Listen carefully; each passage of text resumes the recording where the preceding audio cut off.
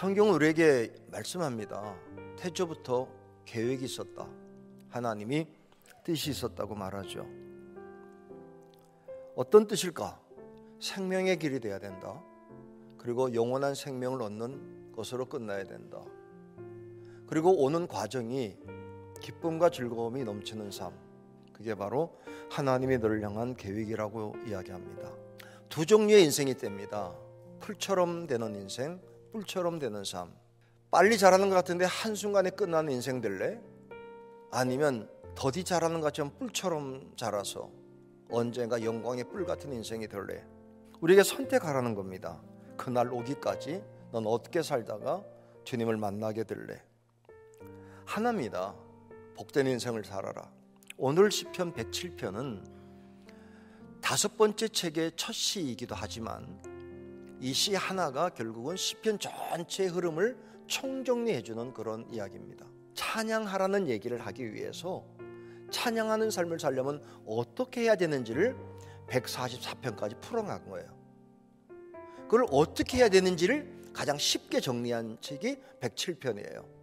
오늘 이 107편의 한 부분을 살펴보면서 이 단락 속에서 성령님이 우리에게 주시는 인생의 참된 지혜를 깨닫고 남은 인생 하나님이 계획하시고 원하시는 삶을 살 수 있기를 주의 이름으로 축복합니다.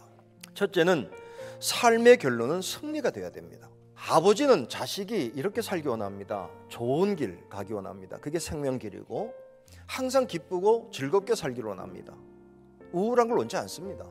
하나님이 원하는 겁니다. 그런데 현실은 아닙니다. 누구나 행복하게 살고 싶은데 실제로 그렇지 않다는 거예요. 시편의 모든 배경은 단순합니다. 힘들다, 어렵다, 근심이다, 걱정이다. 오늘 본문은 어떤 겁니까? 이 본문의 내용도 짧은 구절 속에 이런 얘기가 나와요. 대적은 많고 하나님 눈물 나고 하나님 어렵고 근심 있고 고통 있고 뭐 이렇게 짧은 구절 속에 하나만 해도 힘든 이야기가 산더미처럼 보여지는 겁니다. 그게 우리의 인생일 수 있다는 거죠. 하나님이 이렇게 말합니다. 지금은 그런데 하나님의 목적은 좋은 것으로 채우는 거야. 저와 여러분의 인생을 믿음으로 걸어가야 됩니다. 말씀 붙들고 갑시다. 그럴 때 힘든 건 분명히 있지만 결론은 하나님의 약속이 내 인생 속에 이루어지는 것으로 내 삶이 끝나게 하옵소서. 그 기도가 될 수 있길 주의 이름으로 축복합니다. 뭔지 모르겠습니다. 그러나 한 가지는 분명합니다. 좋은 거야. 그건 끝이 아니야. 마지막에 좋은 것이고 채우는 거야. 믿고 따라오자. 그럴 때 따라가겠다 고백하는 저와 여러분 될 수 있길 주의 이름으로 축복합니다. 둘째는 기도로 은혜를 누려야 됩니다. 자, 하나님 뭐라고 말하느냐? 이렇게 얘기하죠. 너희가 내게 부르짖으며 내게 와서 기도하면 내가 너희들의 기도를 들을 것이요 너희가 온 마음으로 나를 구하면 나를 찾을 것이요 나를 만날 거다. 하나님께 기도하십시오. 은혜를 예비해 놨습니다. 준비해 놓고 하나님이 주고 싶어 기다립니다. 올 때마다 교회 십자가 좀 보시라고요. 예수의 보배로운 피를 바라보시라고. 다윗은 어느 순간에도 기도로 풀었습니다. 내가 한 칼로 해결할 수 있는 순간이 와도 해결하려고 하지 않고 기도했습니다. 문제 해결의 열쇠이기도 하고 위기를 기회로 바꾸는 사건이기도 하고 절망을 소망으로 바꾸는 전략이기도 하고 덮이고 구름을 한순간에 모르는 강력한 힘이 바로 기도라는 거예요. 언제라도 기도할 수 있습니다. 만민이 기도하는지. 여러분, 기도하라고 말하는 게 부담입니까? 힘입니까? 여러분, 기도실 들어가는 게 부담되는 겁니까? 아니면 최고의 전략을 활용하는 방법을 찾는 은혜입니까? 그러면 기도할 때 왜 기도하느냐?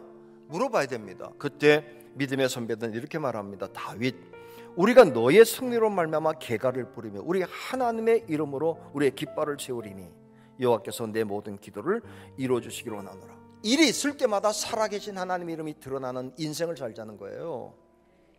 될 때마다 하나님이 하셨다고 응답받고 난 뒤에 교만해지는 사람이 있고 응답받을 때마다 겸손해지는 사람이 있다면 저와 여러분은 응답받을 때마다 하나님의 이름이 높아지는 여호와의 깃발을 들고 살자는 거죠.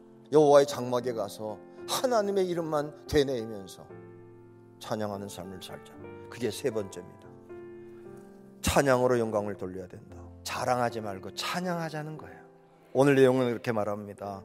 내 영혼을 만족하게 하신 하나님, 그를 찬양할지로다. 하나님이 내 영혼을 막 만족하게 하시면요, 안에서 일단 기쁩니다. 즐겁습니다. 기쁘고 즐겁습니다. 그런데 문제는 뭐냐면 기쁘고 즐거움이 멈추면 안 됩니다. 찬양까지 나와야지. 자, 10명의 나병 환자, 주님께 부르짖었습니다. 그래서 하나님이 주님께서 낫게 하셨답니다. 10명 다 신났습니다. 기뻤습니다. 즐거웠습니다. 즐겁다는 얘기예요. 그래서 집에 갔다는 겁니다. 근데 한 명이 즐거워 기쁜데 왔다는 얘기입니다. 안진뱅이가 베드로의 선언을 통해서 일어나 걷게 됐습니다. 일어났습니다. 걸었습니다. 기뻤습니다. 그 다음에 이렇게 말합니다. 하나님을 찬양했다. 찬양했다는 거 아니에요? 찬양. 오늘 우리가 그렇게 되지 않겠어요? 그래서 그냥 나가면 승리하고 그냥 신나게 사는 게 아니라 하나님 앞에 찬양하러 오고, 시편 다시 돌아갑니다. 일권의 마지막 절, 이스라엘 하나님 여호와를 영원부터 영원까지 송축할지로다. 아멘 아멘. 이권의 시작은 42-3편이에요. 이게 하나의 시예요. 내 영혼아, 내가 어찌하여 낙심하며 어찌하여 내 속에서 불안해하는고. 너는 하나님께 소망을 두라. 그가 나타나 도우심으로 말미암아 내 하나님을 여전히 찬송하리로다. 1편의 끝도 찬송, 2권의 시작 두 개를 통해서 반복적인 이야기가 절망하고 낙심하지 말고 그냥 찬양하고 살아. 그러면 하나님이 받으실 거야. 감사해야 됩니다. 찬양해야 됩니다. 그리고 이렇게 해야 됩니다. 함께 찬양하자. 모두 찬양하며 살자. 자, 시편을 정리합니다. 믿음의 삶입니다. 생명의 길입니다. 영원한 나라에 도착할 겁니다. 그때까지 하나님이 이렇게 말합니다. 기뻐하자, 즐거워하자. 때론 고난이 있을지라도 소망 가운데 즐거워하자. 제일 미련한 사람, 힘 있다고 혼자 걷는 사람, 제일 지혜로운 사람, 힘 있든 없든 주님께 맡기고 따라가는 사람, 너 어떻게 살래? 이렇게 물어봅니다. 은혜 자리로 계속 나가서 응답받는 삶을 살다가 응답으로 채워진 인생, 은혜를 준 이유는 받은 은혜 찬송하게 하려고 하셨다.